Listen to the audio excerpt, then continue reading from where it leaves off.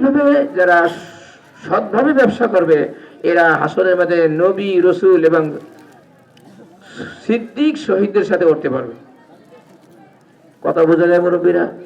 তাইলে যে হাদিসটা বলছিলাম যে আত্মীয়র সাথে ভালো আচরণ করা, হাসরের ময়দানে আল্লাহ পাক আল্লাহর আরশের সাথে রেহেমকে লটকে রাখবেন, তার জবান হবে, সে বলবে আল্লাহুম্মা সিল মান ওয়াসালানি, আল্লাহ যে আমার সাথে ভালো আচরণ করছে, যে আত্মীয় সম্পর্ক বজায় রাখছে, তুমি তার সাথে সম্পর্ক বজায় রাখো, তাকে জান্নাতে পৌঁছে দাও। আর যে আমার সাথে সম্পর্ক ছিন্ন করছে, আল্লাহ তুমি তার সাথে সম্পর্ক ছিন্ন করো। তখন এই রেহেমের কথা আল্লাহ পাক শুনবেন। এই জন্য মহতরাম দোস্ত, এটা বহুত বড় একটা নেকি এবং সামাজিক জীবনে এটা শান্তি পাওয়ার একটা মাধ্যম। সমাজ থেকে মারামারি, কলহ, বিদ্রোহ এটা দূরীভূত হওয়ার একটা কারণ হলো আত্মীয়র সাথে ভালো আচরণ করা। দেখবেন জায়গা জমি নিয়ে কিন্তু অধিকাংশ মামলা মোকদ্দমা হইতেছে, এরকম না? কথা কন না আপনারা? এই ফুফাতো ভাই পাইবে, মামাতো ভাই দিবে না, ঠিক আছে না? বড় ভাই পাইবে, ছোট ভাই দিবে না, কথার কথা আর কি। চাচাই পাইবে, ভাতিজারা দিবে না।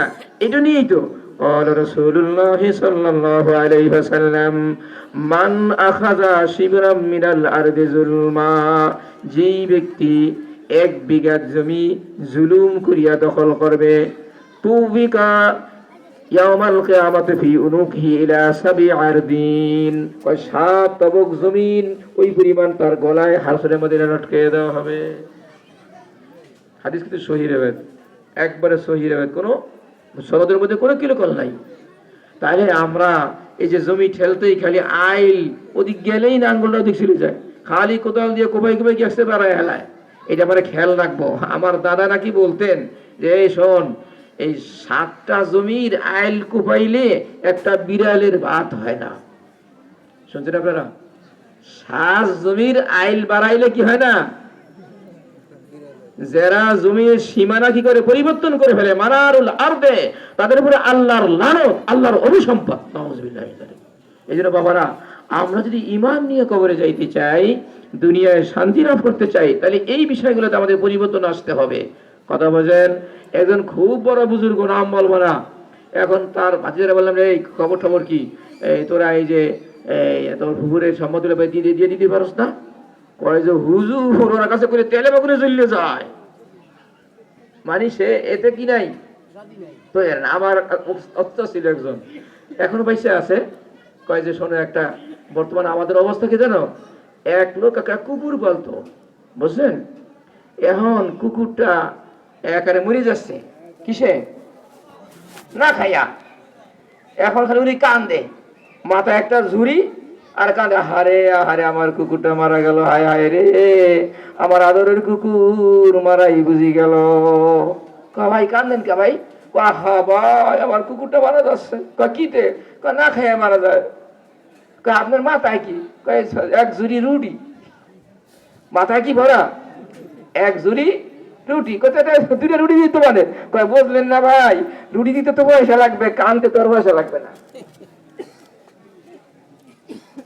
বোঝেন আমার কথা? এই যে মায়া কান্না উপর উপরে করেন, এটা তো আল্লাহ পাক দেখতেছে না? আল্লাহ যদি আমাদেরকে তৌফিক দান করুক আল্লাহ পাক, যে আমরা ভাই এই আল্লাহর উপরে ভরসা, তকদির উপরে ভরসা করিয়া যে যতটুকু হক পাবে এটা আমরা দেওয়ার জন্য পুরো তৈরি থাকবো। নিয়ত করা যারা ইনশাআল্লাহ, কি বলেন? আরে নাম বাসে এত বয়ান শুনবে কি যাবে? শুনবে তো পরে বয়ান শোনে। বয়ান মানে এখন তো বয়ান নাই, আওয়াজ। এখন কি হচ্ছে? आवाज नहीं है, की हो रहा है? आवाज हो रही है। अगर आवाज हो जाए तो कि काम बनेगा, आवाज से कोई काम नहीं बनेगा। এখন আপনারা আমার কথা কি বুঝলেন? দেশি মুরব্বীরা আমার কথা বুঝলেন? আপনারা নিয়ত করছেন জানা মতে কাকেও আমি 1 বিঘা ঠগাবো না, এরকম নিয়ত করছেন। কেটে কেটে হাজার টাকা দিতে। আল্লাহ আমাদেরকে তৌফিক দেন। বাবু নিয়ত করলে সব পাওয়া যায়, কিন্তু কাজ করতে কিন্তু একটু, যদি আজকে বাড়ি গিয়ে কন যে আমার বোনের এক জ্যেষ্ঠ দিয়ে দিম, বউ কবে তোমার ঘর তুমি করো, এত করে মুরব্বী মুসলিম হয়ে গেছো, বউ খাইবি কি কোনো খবর আছে? গেলাম আমি বাপের বাড়িতে। বোঝেন না আমার কথা? যদি ওরকম একজন ভাগ্যবতী পাই হাই বসেন, এরকম বলারও কি আছে সম্ভাবনা আছে। তাই বলে কি আপনি জাহান্নাম খরিদ করবেন? তাকে বুঝাইবে যে খবরদার, এইগুলো থাকলে আমাদের কোনো ইবাদত কবুল হবে না, শান্তি পাওয়া যাবে না, বরকত আসবে না, সুতরাং এগুলো দিতেই হবে। কি পারবেন বলতে?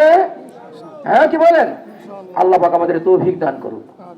এই হাদিসটা মনে রাখবেন, যদি আমি হায়াতে বরকত চাই আর আমার রিজিকের মধ্যে প্রশস্ততা চাই, তাহলে আমাকে কি করতে হবে?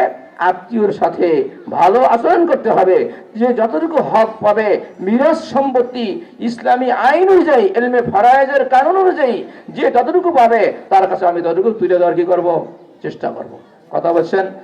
হাটাজারি মাদ্রাসার নাম শুনছেন আপনারা? বাংলাদেশের মধ্যে বড় মাদ্রাসা হাটাজারি, উম্মুল মাদারের সমস্ত মাদ্রাসার মা। এই মাদ্রাসার যে মুহতামিম হাবিবুল্লাহ সাহেব রহমতুল্লাহ আলাই, উনি কোরাইশি ছিলেন। ওনার নাতি হইল ওই যে গত বছর আসছিল যে মুফতি খলিল আহমদ কোরাইশি। ইনি যখন এই মাদ্রাসা করতে যাচ্ছেন, ওনার ওস্তাদ, ওনার পীর ছিল হযরত আশরাফ আলী থানভী রহমতুল্লাহ আলাই। তার কাছে নাকি গেছেন, তো বলে, এই হাবিবুল্লাহ, তুমি কি তোমার বোনের সম্পদগুলা তাদেরকে দিয়ে দিছো? তো বলছে যে হুজুর, আমি তো দেই নেই। यहाँ से निकल जाओ, बंधु की हुकूकत के रेत नहीं करते हैं, खिलाफत लेने के लिए इधर से निकल जाओ। রাগ দিছে খুব, দেশে চলে আসছে। ভাই বোনকে ডাকছে, বোনদেরকে ডাকছে, দুলাভাইতে একটা জমিদার, এখন নাকি 59 দরুন জায়গা ছিল। কত দরুন? 59 দরুন, 16 কানিতে একদম। আমি একটা রেসালা দেখছি, 59 দরুন জায়গা ছিল ওনাদের, বুঝলেন, 1 গ্রাম সব। এখন বোনদেরকে ডাকছে, বোনরা বড় বড় জমিদার, এরা কাজে তোরে মাদ্রাসায় পড়েছিলাম এই জন্য, তুই চাইতিস যে আমরা তো না আর বাবার কুলে না আসি, উল্টা বুঝ, বুঝলেন? বোনটা কাজে তোরে পড়েছে এই জন্য মাদ্রাসায়, যে তুই আমাকে সম্পদ দিয়ে দিই, মানে আমরা তো দেখেছি আর না আসি। এটা উল্টা উল্টা সমঝিলি রে, এই অবস্থা। পরে উনিও না সরমান, তা কাজে তা কাম নেই, তো করতেই হবে। ওস্তাদে আমার রাগ করতেছে পান্দারা, উনি করছে কি, তখন তো সহজ ছিল, ভূমি অফিসে যাইয়া একেবারে দাগ দাগ দিয়া বোনদেরকে যে তাদের পাড়ায় ভাড়ায় জুড়ে যাই, কাগজ করে দিয়া প্রত্যেকের বাড়িতে কাগজ দিয়েছে, দেখো এই যে এইগুলা জমি তোমার, ওই জায়গার হাবিবুল্লাহ কোনোদিন যাবে না, তুমি ভোগ করলে করো, না করলে না করো। এইভাবে কাগজপাতি করে দিয়ে আবার গেছে, হ্যাঁ হাবিবুল্লাহ কি ঠিক আছে হুজুর, ঠিকঠাক করে দিয়েছে, ঠিক আছে। কখন খেলাফত দিছে, এবারে মাদ্রাসা বানাইছে দারুল উলুম মাইনুল ইসলাম হাটাজারি, লক্ষ লক্ষ ছাত্রের। আমাদের এমন আকীদা যে আফ্রিকার জঙ্গল পিটাইলেও 200 জন হাটাজারি ঘরে পাওয়া যাবে। লন্ডন বলেন, আমেরিকা বলেন, রাশিয়া বলেন, ইউরোপ বলেন, আরব বলেন, অনেক সব জায়গায় এমন কোন রাষ্ট্র খুঁজে পাওয়া যাবে না যেখানে হাটাজারির কি নেই, ফারেগিন। এমন বরকত কেন আসছে? ওরকম তাকওয়ার কারণে আল্লাহ পাক তাদের দ্বারা এমন খেদমত দিয়েছে। আল্লাহ আমাদেরকে ওরকম হওয়ার তৌফিক দান করেন, আমিন। আমার কথা কি ব্যক্ত করতে পারলাম? কি বলেন? قال الله سبحانه وتعالى يا ايها الذين امنوا اتقوا الله, হে ঈমানদারগণেরা আমি আল্লাহকে ভয় করো। এই ভয় করার অর্থ হলো এইগুলা, ভয় করার অর্থ হলো কি এইগুলা। কথা বলেন, অনেকে সুদি মুআমালা করেছেন, যে কোনো বিপদে পড়ে করেন, আল্লাহ মাফ করার মালিক, হয়তো অভাবে পড়ে করছেন, অভাবে মানুষের স্বভাব নষ্ট হয়ে যায়। আবার স্বভাব নষ্ট হইলে অভাব হয়, এটাও সত্য। অভাবে স্বভাব নষ্ট, আর স্বভাব নষ্টের কারণে অভাব, এটাও আছে। যাই হোক, সুদি মুআমালা করা হারাম।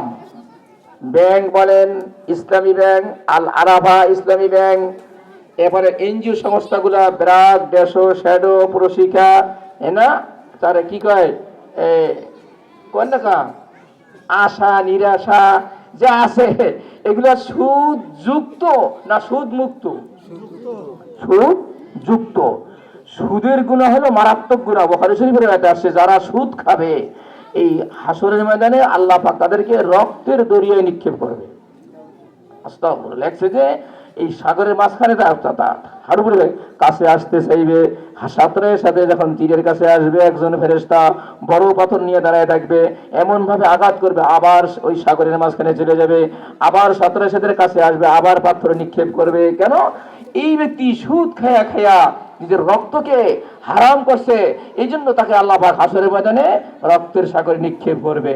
সুদখোরের ধ্বংস অনিবার্য। ইয়ামহাকুল্লাহুর রিবা ওয়া ইউরবিস সাদাকাত।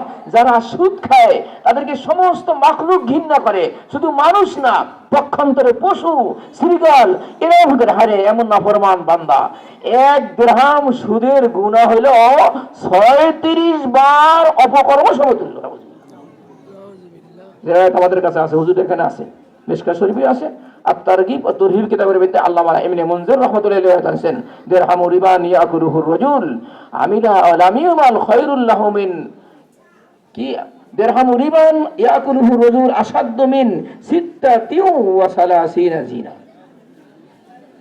এইজন্য আমি অনুরোধ করব, আমরা যদি মুত্তাকি হইতে চাই, জান্নাতে যেতে চাই বিনা হিসাবে, তাহলে এই সুদি মুআমালা ছাড়তে হবে না ধরে রাখতে হবে? কথা বলেন না? অনেকে বলে যে হুজুর এত বড় ওয়াজ করলো, হুজুরে কি আমারে মাইয়া বিয়াদের সময় টাকা দিবে?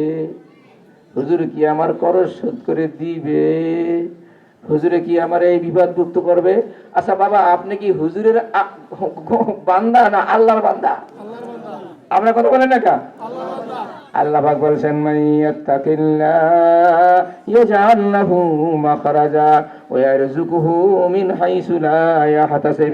যে ব্যক্তি আমি আল্লাহর ভয়ে গুনাহকে ছেড়ে দিবে, আমি তাকে বিপদ থেকে